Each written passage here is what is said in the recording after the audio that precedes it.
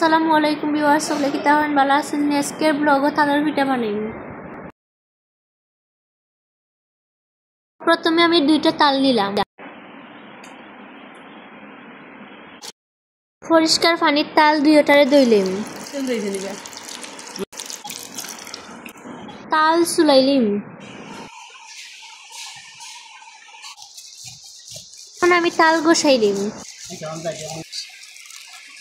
ঠিক আছে, আমার তাল গোসানি। এখন আমি তাল চাকিলিম।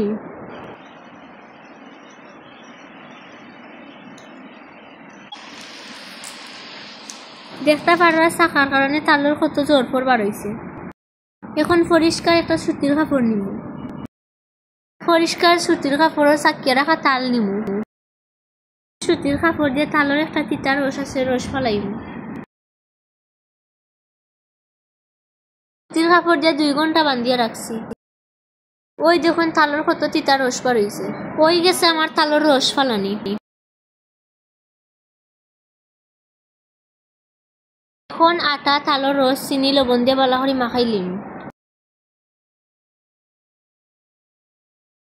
ওই গেছে আমার মাখানি।